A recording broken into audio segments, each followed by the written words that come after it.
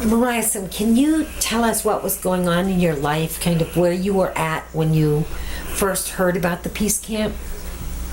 When I first heard about the peace camp, I was at the women's building in Cambridge, Massachusetts. And, we had done some nuclear power demonstrations and different things, and a group of women were sitting around in a circle talking, and the thing about the peace camp opening up was on the table, and people were discussing, whether they'd get to go and be there. So that's how I first heard about the peace camp. When did you then end up going?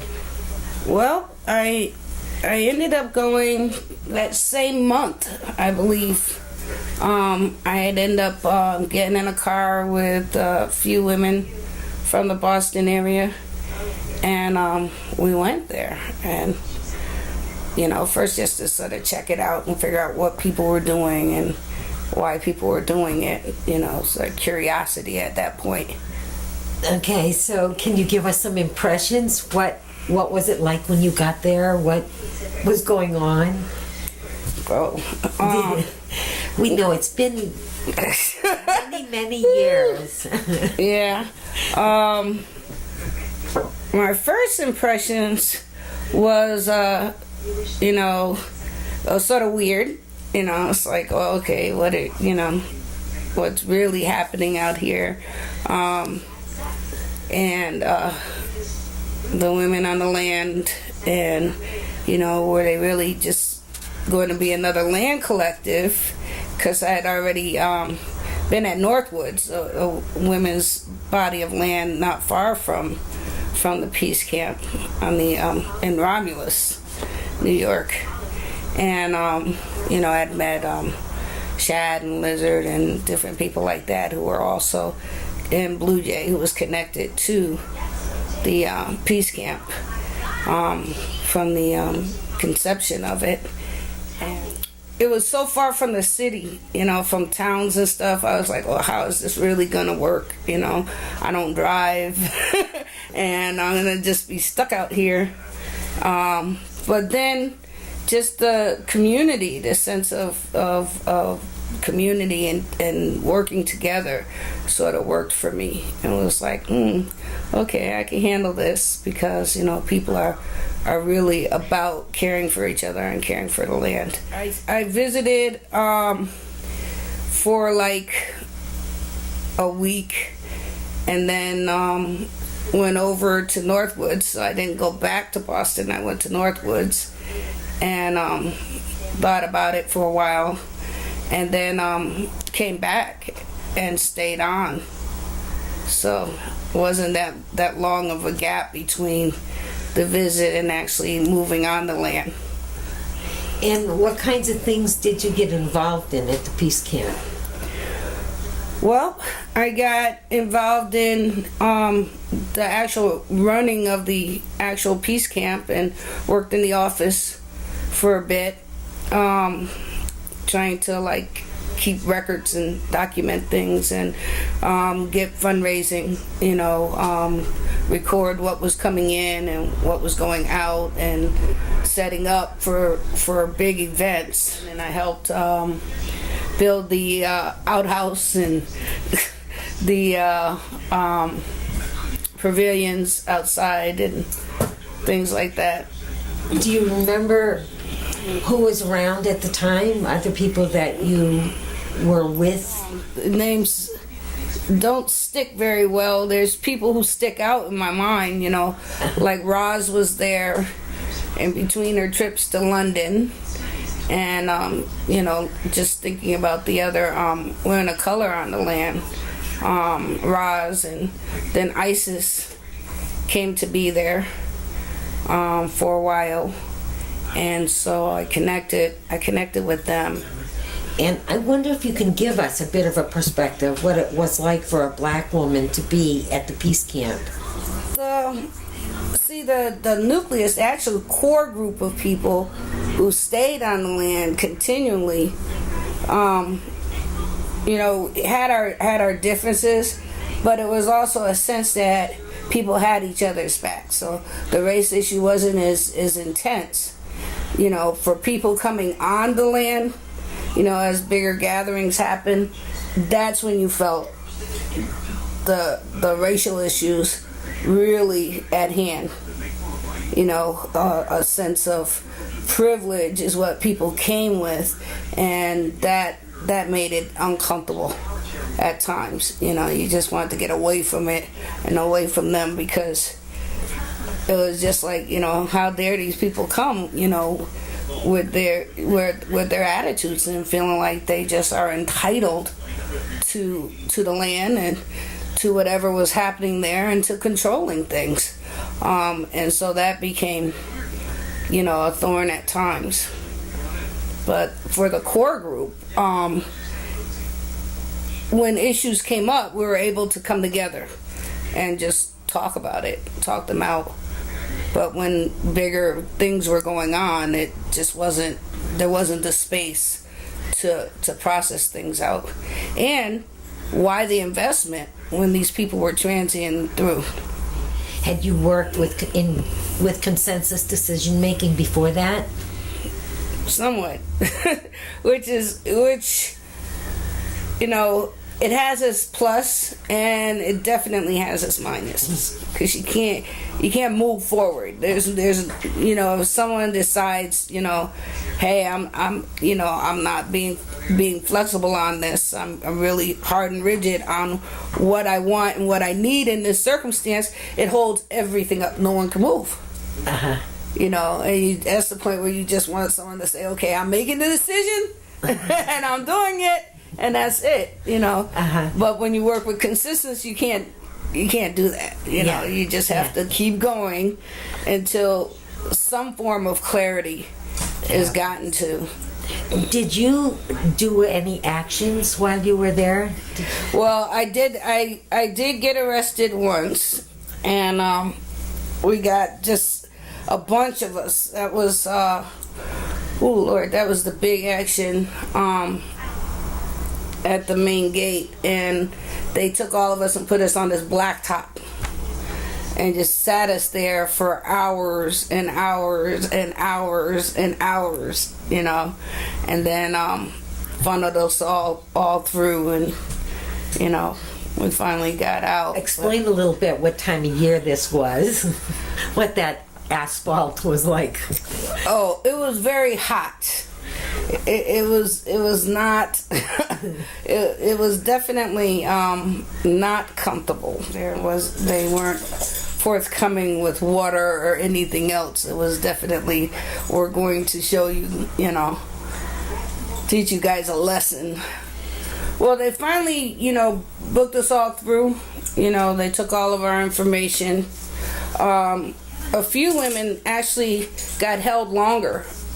You know, that was the one where they actually took and literally arrested like maybe six women, something like that, and held them longer. It was strange because they got separated out of the mass. Like there was a mass area where they were holding everybody, and then they randomly selected people, is what it seemed like. And those people that got pulled out of the collective were taken off and I guess interviewed or investigated separately from the group. And they were held longer. We actually had to raise money to get them out of jail. They actually arrested them. They didn't just give them a civil disobedience slap on the wrist and send them off. They actually took them into custody. And did you ever do another one where you risked getting arrested? Oh yeah. Oh yeah. Tell us about those. Oh yeah. What kinds of things did you do, Miriasiem? Well, you know, when oh God, we did like a night raid and cut the fence and went through. That was pretty neat. But you weren't discovered? Mm-mm. So that was an in and out action? Yeah. So those were pretty cool. And other than marches and cutting the fence and the time that we all went over the fence and actually got arrested, semi-arrested, at least detained, those were about it. What about the day-to-day life? I think the change for me was like doing the daily vegetarian diet. Oh, talk about that. That's a great one. Doing the daily vegetarian diet was a bit of a challenge, learning things like millet and I had enough millet and brown rice and seaweed to last me a few lifetimes. It was, the thing about coming to consensus, I think that the one thing that consensus wasn't needed on was food. I think we could have lightened up a little on that. Didn't we do a little barbecue one time? Yeah. Yeah. There's enough peer pressure to get some chicken going, But that was definitely, those were the highlights when you could actually get some chicken. Did you stay there through a winter? I did. I stayed a winter. Yeah. We sort of cleared the land and tried to, winterize stuff and get hay in so that the pipes wouldn't freeze and things like that, and everybody's in the house at that point.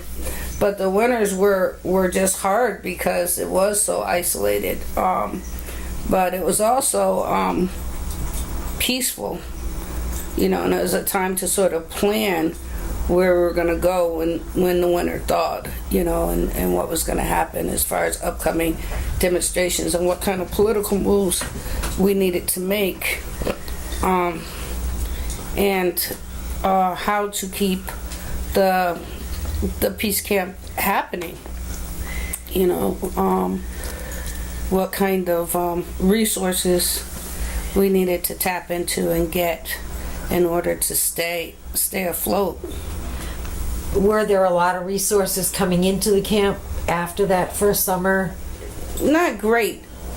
There was some resources still coming, but not as much as folks was hoping for. Talking at the Seneca, there was a women's gathering in Seneca Falls. Yes, that actually got us some resources, actually presenting there and talking about the direction and the goals of the peace camp. Doing that, and then a couple of speaking engagements at the university, different things like that. We'll pull in different sources of support. Didn't you end up handling the money at some point? Yes. Yeah. Becoming the bookkeeper and the... Yes. Was that something that you had previous skills doing, or did that just fall on you? No, I didn't have any real previous skills in it. I knew how to keep a ledger. That was about it. It just happened that, no one was doing it, and we had this big meeting, and I said that I would take it on. And did you participate in circles and spirituality? I sort of was on the outside of the circles looking in, wasn't too sure about the pagan belief systems, and so sort of just witnessed it from a distance, watching, it's like, okay, are they really going to firewalk? Are they really going to do these things? And yeah, they really did them. As far as guided meditations, those were fine. Those were actually helpful. Singing circles were wonderful. learning a little about herbs and healing in that to that degree. And I actually studied massage after I left the peace camp, and actually got certified as a massage therapist. So that really opened the door, you know, for where I felt like my healing strengths were at. I like the earth rituals, you know, being given reverence to the earth. So I think there was, you know, good things in that we grew from each other and learned different things that maybe not have exposed to, and you know, outside of the peace camp environment. Women came and shared their skills, you know, what they knew and how to be differently on the planet. And that in itself was a blessing. I know that figuring out what to do if someone got hurt, what plants to pick, and how to make poultices and herb teas, just healing at that level instead of always running to a doctor, you know, and finding out that we can heal ourselves and each other. You know, that was a blessing. So those things will stick with me for the rest of my life. Were there songs that you continued to sing or that you remember? Oh God, yes. Yeah, because I mean the chants, and when you chant something, it gets in you. It's like a cellular thing. You don't lose it. Uh-huh. You know, and you're doing it over and over. The repetition of it just becomes part of your makeup. Right after the well was built, before it was filled, a group of women went and were singing in the well, and the acoustics were just awesome. It was so incredible. And so I am desperately seeking that tape. I have it somewhere here in this house. And I hope to find it. But it's just beautiful. It's more than just singing. You have the voices, but you also have the airiness of it. It just fills up. You know, it's just so moving. And what was that like? Was that like a pipe that was were you singing into the pipe that went down into the ground? The actual cutout area, the dugout well itself. So before the piping was put into it. Right. Before the pipes and the water went flowing through, it was the ground hole that was, yes. A huge ground hole. Yes. Oh. So it's just incredible. Could you sing a little song for us? Yeah. Let's see. Oh, wearing our long wing feathers as we fly, wearing our long wing feathers as we fly. We circle around the boundaries of the earth, the boundless universe. Whenever let me run like the deer, animal spirit, come to me now. Help us fight our common enemy. Can't remember it, but yeah. And Holly Near's song, "We Are Gentle, Angry People." Yes. Yeah. Can't kill the spirit. It's like a mountain, old and strong. She goes on and on. Do you remember Listen to My Heart song? Yeah. Listen, listen, listen to my heart song. Listen, listen, listen to my heart song. I will never forget you. Will never forsake you. I will never forget you. I will never forsake you. Listen, listen, listen to my heart song.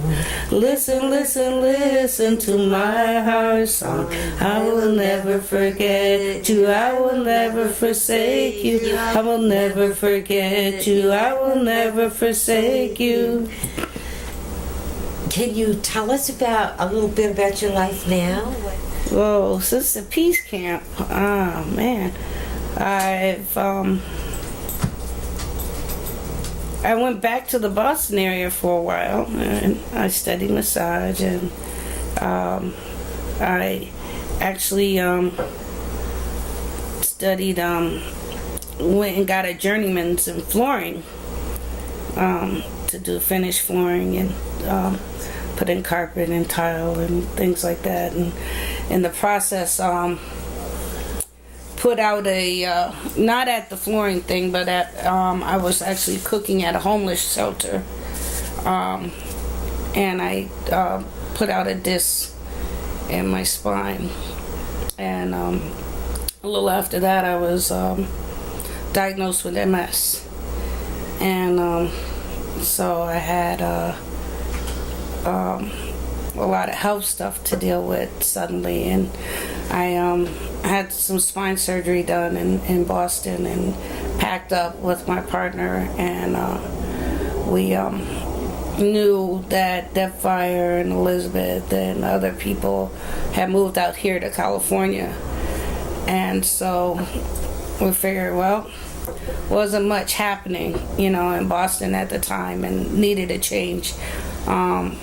Especially seeing that I felt like I was on the last part of my journeyman's, and so there I was, with a trade that I couldn't use, and I had managed to get my high school diploma and get this trade happening, and then everything was gone. So we packed up, and we moved across country. We basically got a station wagon and loaded it and went to Michigan and visited Kentucky and different places, visiting some women on the way, but came out here to California. Once out here in California,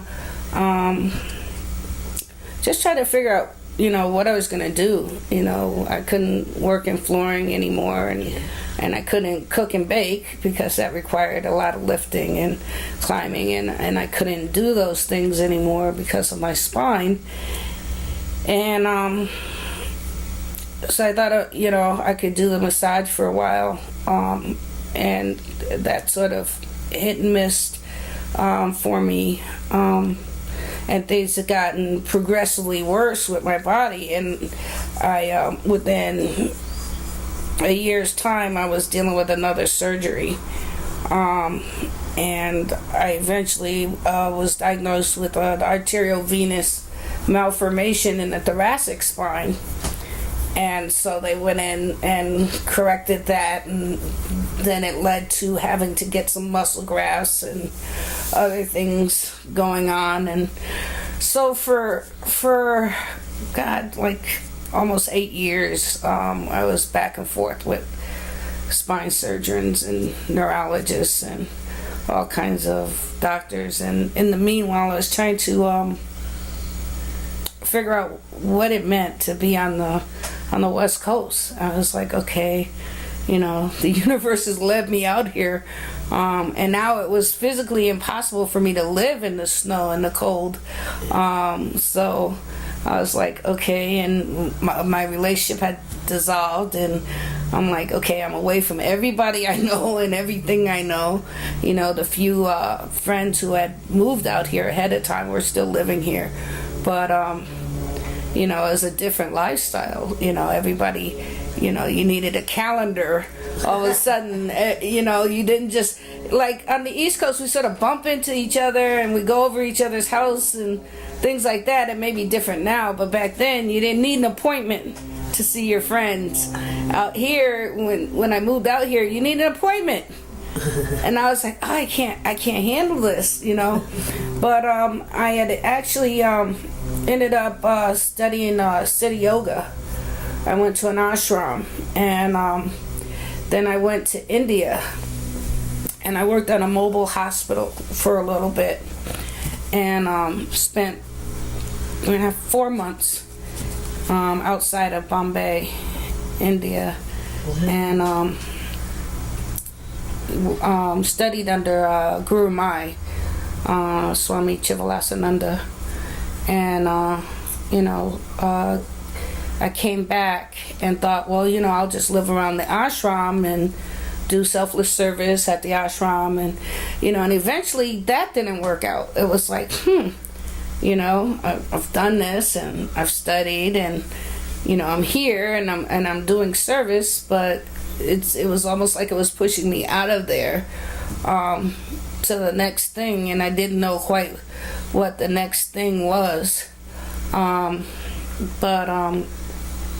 eventually I ended up living in Oakland in a building called Providence House. It had opened in 90 or 91, and I moved in there. It was a building for folks with disabilities, and so I moved in there, and it was run by Sisters of Providence. And while I was there, I started going back to a traditional Christian church, but wasn't so traditional. It was run by a lesbian. Her and her partner had a community, and it was City of Refuge in San Francisco. And I started going there regular, and eventually volunteered to help with their recovery program. And in the meanwhile, the pastor said that everyone who was working in that kind of ministry needed to take a preaching class. I was like, a preaching class? That doesn't make any sense. But I took the preaching class, and while in the preaching class, she told me that I should go to seminary. And I was like, yeah, right. I've got a GED. Where am I going to seminary with a GED, And so I did. I ended up going and taking a certificate of ministry program, and did that. And when I finished the certificate of ministry, she told me to apply for the master's program. And I was like, yeah, right. Who is going to let somebody into a master's program who doesn't have an undergraduate degree? I'm like, okay, God, this is ridiculous. This is not going to work. And of course, the first time I applied, I got rejected. I got turned down, which is what I was expecting anyhow. So I went back and said, well, they won't let me in. She said, reapply. I said, well, they said no. What part of no don't you understand? No means no. It has an N, it has O. It doesn't have much deviance from that. No is quite clear. I understood them. I didn't understand why she wasn't understanding them, but she wasn't. So I reapplied, and lo and behold, I got into seminary. And 2003, I graduated from seminary, and have a master's in divinity, and have just, well, during that time too, I actually,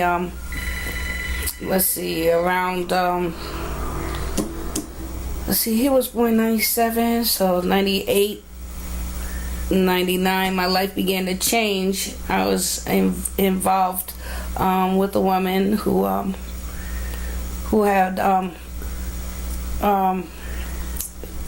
life-threatening illness, and she had a small child, and so I ended up having him and her in my life, and then eventually our relationship began to change, but I still had custody of the little boy. And so while I was getting through seminary, I was living full-time with a toddler. And so he's been an important part of my life. And in the meanwhile, while I was in seminary, actually my biological children, which I have 2 of my own, came back in my life. And so my son came from Connecticut to actually visit for a while. And once I'd finished seminary and graduated and was ordained through the fellowship, then my daughter came out to visit. And she came to visit, and I had a grandson. And so she had her first child at 25. And his name's Jalen. And so they've been an important part of my life. They come and they visit, and I'm actually going there January to Connecticut to spend some time with them. And she's about to have her second child, and Jalen is now 6 years old. So she's done good, you know. She's 31 or 32. And but in between her, I have now this 11-year-old who lives with me full time and is very much a part of my day-to-day being. And I'm involved in 2 different churches. I still belong to City of Refuge, the one that actually sent me off to seminary. And I belong to New Revelations Church here in Berkeley. So that's what's happening for me.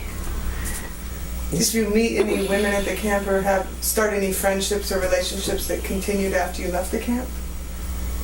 For a while, you know, I held on to the people I'd met at the camp. But eventually, as life goes on, and it does, you lose contact with people. Actually, ISIS, right up until maybe about 2 years ago, we were in constant contact. And I don't know what happened in Arkansas, but her phones went off, and so I haven't heard from her. But up until then, we kept in contact and would meet up at Michigan. And then if I wasn't going to Michigan, then I would try to talk her into coming through when she went to Sundance. And did you know Isis before the peace camp? Did you know her from festivals or something before? No, I actually met her briefly in 79 or 80 at Michigan, and then seen her again when I was traveling in a van called Migrating Amazons, when we went and were doing political activist stuff throughout the country, and we stayed in Arkansas at Sassafras, and so I met her briefly again, reconnected with her, and then didn't see her or have anything to do with her till at the peace camp.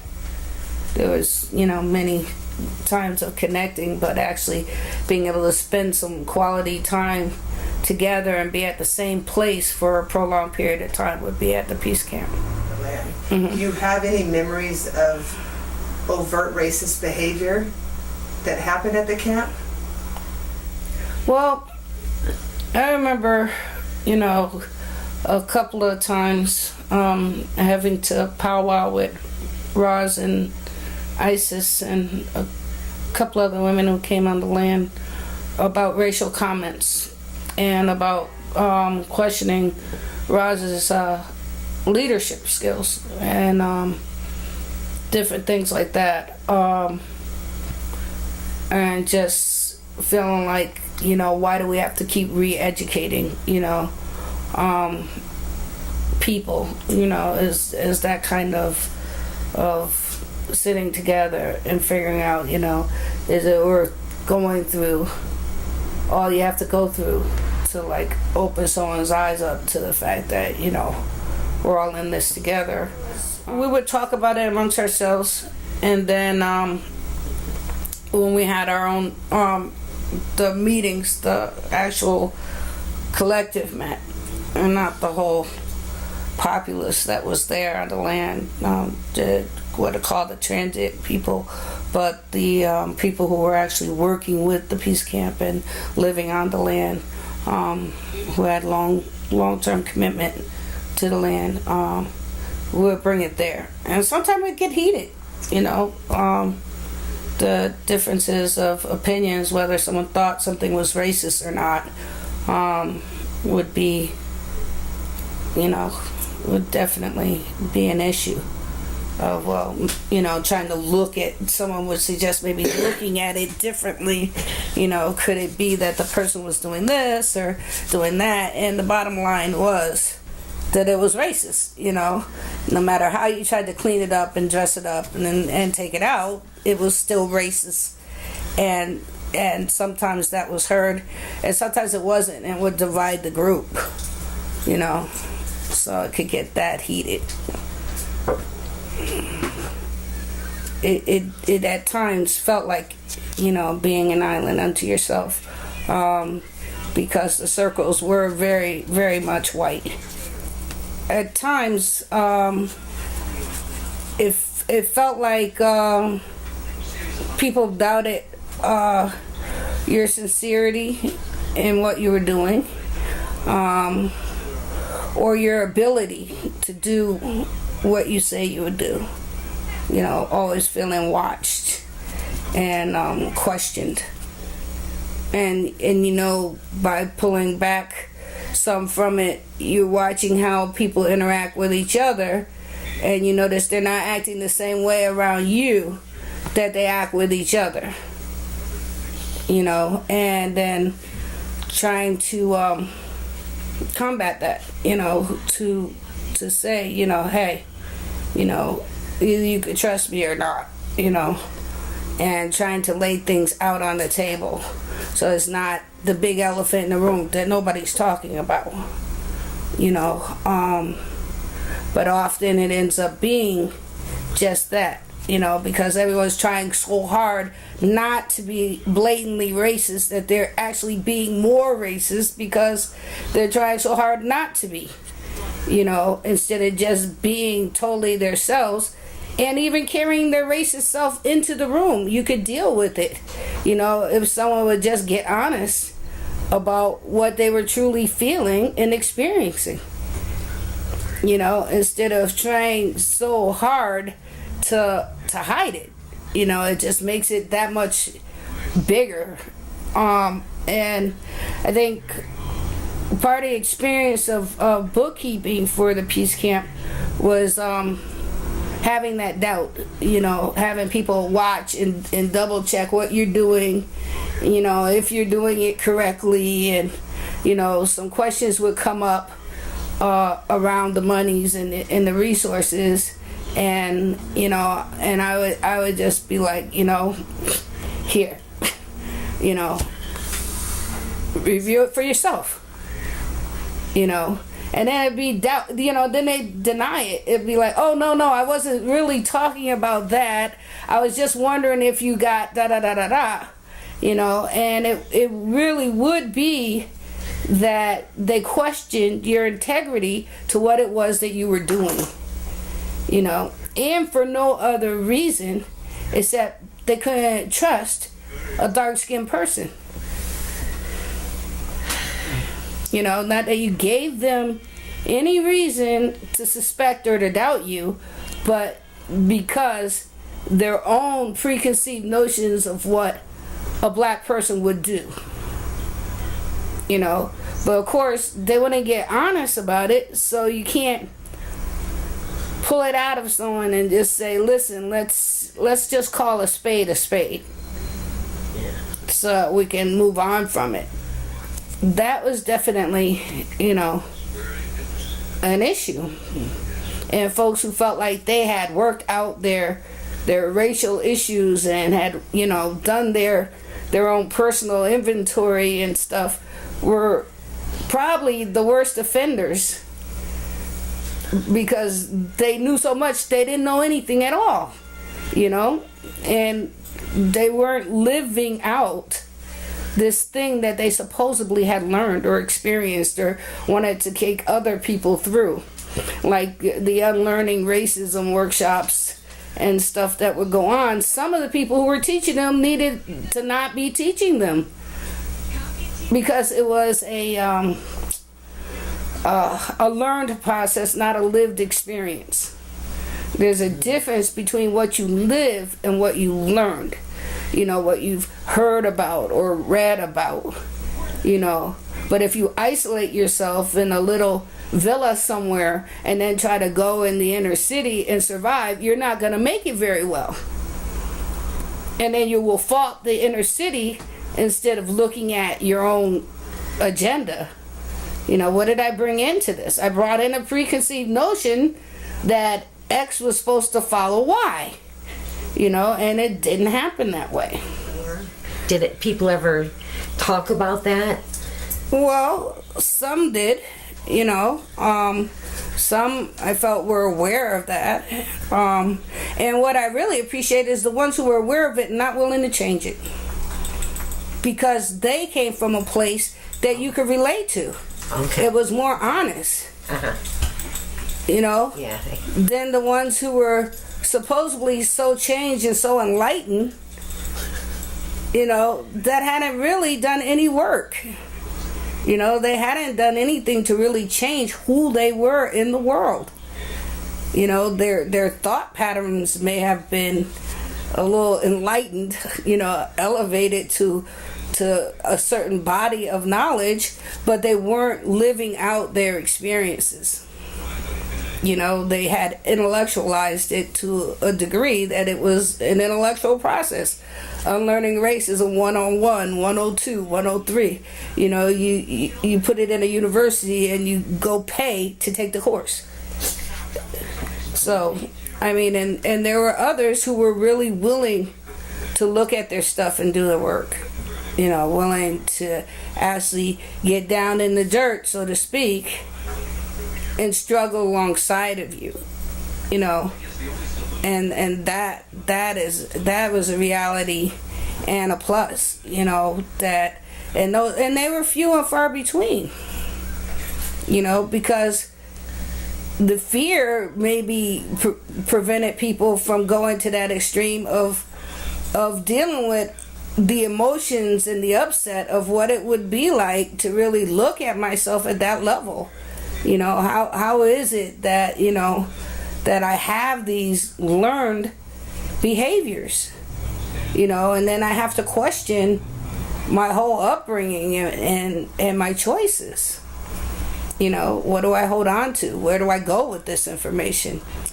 You know, I feel that that if people would show up and just be honest about where they're at, it opens the door for change. But we can't change until we acknowledge who and what we are. You know, what am I bringing to the table? What do I have to offer? You know, and be it positive or negative, it is who I am and it is what I bring. You know, and that in itself enables change and creates a venue for hope. And I think that if people had come to the peace camp with that, it'd have been a better experience, you know, for everyone involved. You know, we had multi-generational experience there. You had babies, you had seniors, you have the full breadth of what God creates, you know, and what a wonderful opportunity to have learned to really unlearn racism, to learn how to just be people, you know, created and equal. Those, you know, many of those babies that were there are now adults somewhere, living out whatever hidden agendas and open agendas that were made available to them at that in their informative years.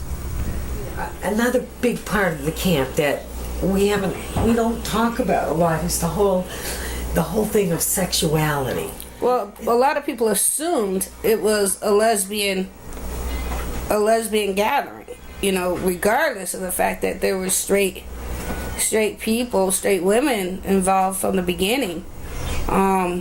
and even their husbands were supporters and had, you know, made their own support camp, you know, to be allies with the women. But the rumor, see, this thing about rumor control, the rumor was that it was a lesbian, and it was all lesbians, you know, all sprout eating, tofu eating lesbians, you know. And of course there was no chicken eating, you know, steak frying, you know, other folks on the land, you know. And there was sometimes the issue of when women who came who were quote unquote anarchist lesbians, who were real separatists, it caused a rift on the land. You know, it really caused a disturbance, because they felt like they could get there and they can control things and run things, and, you know, and not have to join allegiance. And they felt like the men's liaison, the men's their own setup was unnecessary, and that to me was not okay.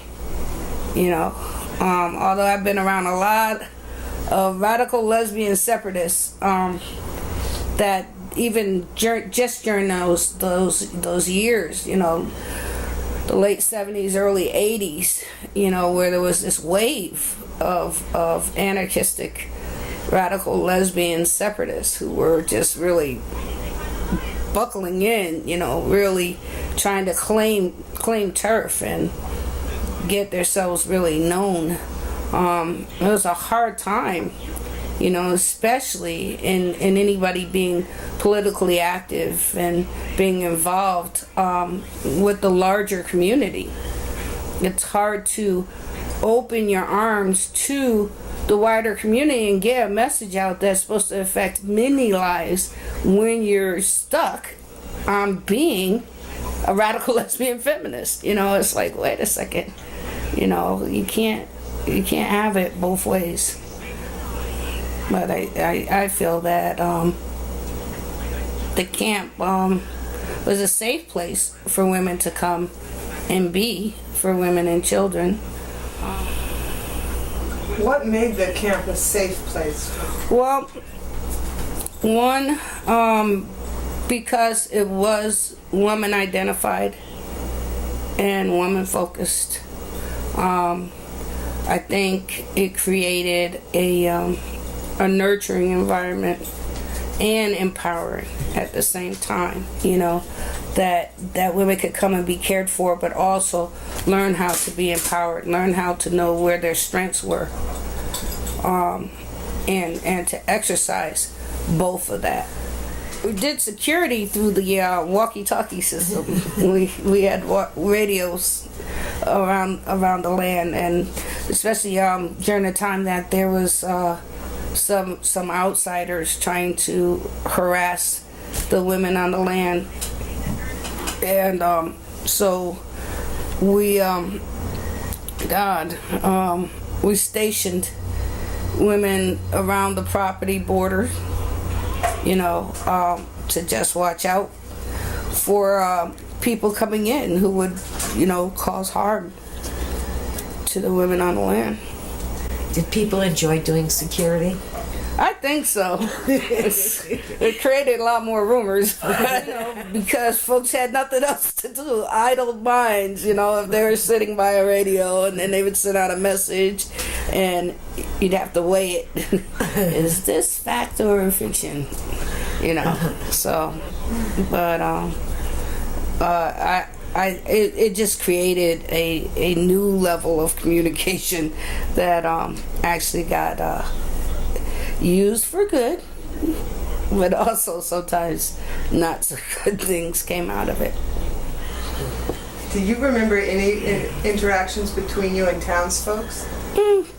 Mainly me. I went to the Amish, you know, the neighbors to get milk and, you know, eggs. Yeah. But as far as other town people, the gas pump people, nah. you know, just in and out of there. But you know, the biggest relationship was with the farm next to us. But you know, they were very cool with me. And did you ever, after peace camp, did you ever do civil disobedience again? Nope, never got arrested. You know, I've done some demonstrations. I think one thing for sure was the awareness around disabilities, the putting down the ramp. You know, that has always been a very important piece of my life. You know, knowing that we're on this huge piece of land, and how do we get women around on it who couldn't walk, you know, and putting the wheelchair access on really made a huge difference. You know, just the awareness around disabilities at that level, you know. And today, you know, my ministry is around disabilities, you know, and so it seems to keep unfolding itself in my life. And being able to touch women on a spiritual and emotional level, you know, to be able to just connect with someone else, another living, breathing being, and create change in their life, you know, to be a part of that change is very important. And I feel like that, you know, that sort of sprung off there at the peace camp, you know, learning to sit and listen, you know, and to just hold someone's hand when they're going through, you know, and that level of awareness and who we are and how we are interconnected, you know, is been really a positive piece of who I am as a person on the planet today. Those are the diamonds or pearls